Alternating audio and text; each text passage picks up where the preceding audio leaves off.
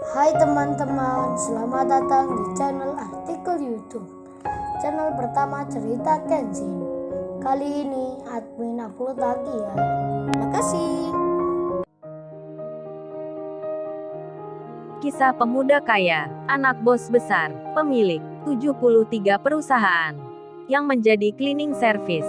Episode 565.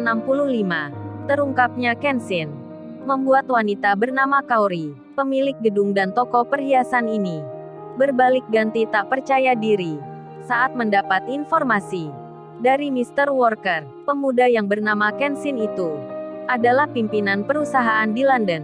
Si Kaori kedua ini bertanya-tanya, mengapa cowok itu kerjanya cleaning service, padahal punya perusahaan, dan dia pun orang kaya, tapi kerja utamanya begitu. Kaori yang ini tak mengerti, masih melamun di tempat duduknya. Kemudian, setelah Kenshin bicara dengan Iwan, Kenshin pun berjalan ke tempat yang semula. Ada di depannya pemilik toko perhiasan. Kenshin langsung bilang, "Oh ya mbak, saya pesan tadi gimana ya? Maksudnya kapan jadinya? Apa bisa ditunggu?" Wanita itu terkejut rasanya ditanya Kenshin seperti itu, dan dirinya langsung menghampiri. Bos cewek itu pun menjawabnya, "Oh iya mas. Saya sampai lupa. Belum memberikan ke pegawai." Loh kok bicaranya cewek ini jadi belepotan gitu? Agak nervous nih kayaknya, atau memang efek kaget dirinya? Kenshin pun tak menyadarinya. Kenshin melanjutkan bicaranya. Sambil tersenyum Kenshin berkata, "Oh ya ini mbak, saya pesan bukan satu ya, tapi ada 3. Yang utama tolong diberi tulisan I love you Kaori. Untuk nama Kaori huruf K-nya agak dibalik ya." Saat bicara itu Kenshin melihat bos wanita tersebut. Aduh, jadinya kan pemilik toko perhiasan ini orang kaya yang punya gedung ini. Serasa ditembak cinta oleh Kenshin, karena namanya Kaori pula. Tapi Kenshin masih belum tahu hal itu. Malah Kenshin menulis di kertas di meja itu, sambil bicara dengan cewek di depannya. Kenshin berkata, "Oh ini mbak maksudnya, maksud huruf K-nya mengapa dibalik?" Kenshin menulis nama Kaori, sekalian pula namanya sendiri. Ditulis juga di situ. "Ini mbak tulisannya, kan nama saya Kenshin. Dan yang ini Kaori, ini sama-sama huruf depannya K. Jadi dibalik maksudnya begitu mbak. Agar nama Kenshin dan Kaori bersama." Cuit, prit. Bos wanita itu pun langsung tahu maksudnya, dan jadi baper beneran. Karena Kenshin menunjukkan dengan gambar. Apalagi ia baru sadar akan huruf depannya sama, yang sama-sama berhuruf K pula. Sama-sama disebut ejaannya. Jadinya seperti undangan pernikahan yang klop namanya. Serasi dibacanya. Tiba-tiba saja bos wanita itu tersenyum karena merasa suka. Waduh, seperti pandangan pertama. Cinta bisa datang kapan saja. Tapi itu sih masih prasangka. Kemudian Kenshin melanjutkan bicaranya. "Oh ya mbak, saya pesan yang kedua dan ketiga. Cincin saja tolong juga diberikan namanya. Untuk kado adikku yang ulang tahun bulan depan. Tolong beri nama Nita. Dan satunya beri nama Rena Larazati." Jreng. Kenshin berencana akan memberikan hadiah pula pada si Rena. Dan bos wanita yang bernama Kaori itu mengira adiknya cowok ini ada 2. Dia pun langsung mengiyakan. Lalu menulis nama keduanya, Nita dan Rena. Kemudian Kenshin berkata, "Oh ya mbak, saya mau membayar sekalian." Kenshin memberikan kartu ATM-nya lagi. Dan karyawati pegawai bos wanita itu datang sambil membawa nota untuk transaksi jual belinya. Kenshin dipersilahkan tanda tangan. Sedang karyawati itu lalu bilang, memanggil nama bosnya. Pegawai itu berkata, "Oh ya mbak Kaori, apa ini langsung dikerjakan saja? Pesanan mas ini dicetak hari ini juga." Kenshin pun mendengarnya. Nama istrinya disebutkan, dan Kenshin langsung menyahutnya. Iya mbak, itu benar. Namanya Kaori, yang dicetak di kalung itu." Kenshin rupanya salah menerima. Kenshin salah sangka. Rupanya ia sedang tak fokus, hingga mengira nama Kaori yang baru disebut dan didengarnya itu adalah istrinya. Hingga pegawai itu pun sempat terheran. Lalu melihat Kenshin sambil bilang, "Oh ini mas, maksudnya saya memanggil mbak Kaori atasan saya." Ya Mbak ini maksudnya, namanya Mbak Kaori. Kenshin mendengar dan melihatnya.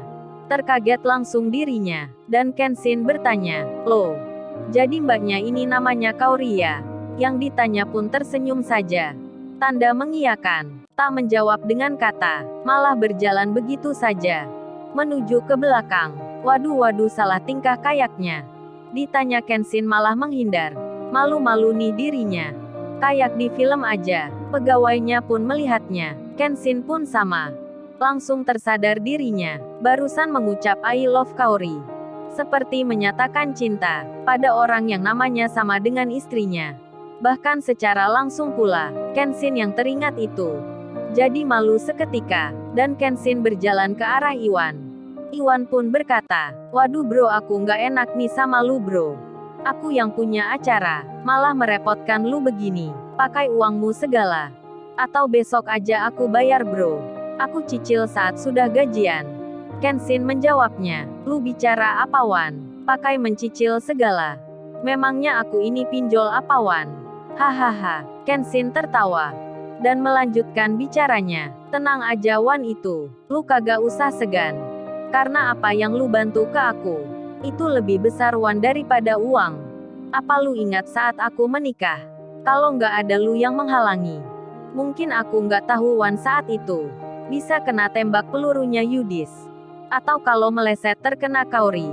Jadi keluarga besarku dan keluarga besar Kaori berhutang budi Wan ke lu. Aku tak akan melupakan. Makanya itu tak usah dipikirkan masalah uang. Uang itu bisa dicari." Kenshin tertawa pelan. Kemudian dirinya dipanggil karyawan. Kenshin pun datang. Dan ada yang bilang, "Mas maaf sebelumnya. Kami baru saja dapat kabar. Pemberitahuan dari salah satu pengunjung di sini. Suami istri yang melaporkan kalau dompetnya hilang. Barangkali masnya melihatnya. Atau temannya itu juga. Kalau melihatnya segera beritahukan pada kita." Waduh Kenshin dicurigai karyawan itu. Dan dianggap mungkin Kenshin dan Iwan yang mencuri. Rupanya semua karyawan dan karyawati toko perhiasan ini belum diberitahu oleh bosnya tentang siapa Kenshin sebenarnya. Hingga beberapa di antaranya ada saja yang menaruh curiga. Melihat Kenshin dengan waspada, bahkan sekarang menuduhnya.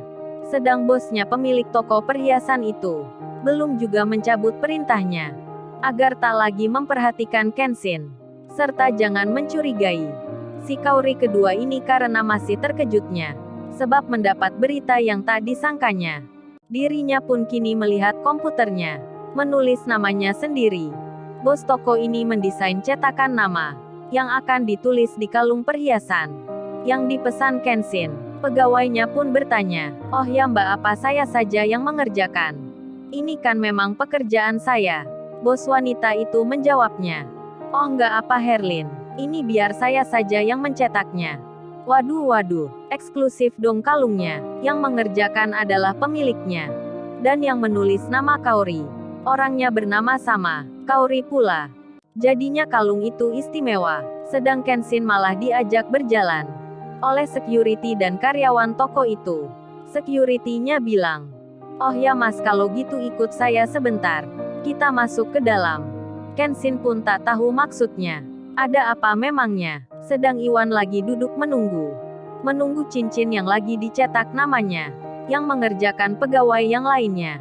Iwan pun senang rasanya, akan punya cincin nikah, yang bernama Ririn. Calon istrinya tercinta. Di tengah itu Iwan membayangkan akan proses pernikahannya nanti, serta hal apa yang diucapkan. Iwan sampai tersenyum-senyum sendiri. Melamun begitu senangnya. Hingga ada orang yang melihatnya. Mereka pun bicara. Iwan dikira orang gila. Dan karena melamun itu, Iwan pun tak tahu kalau Kenshin masuk ke dalam toko.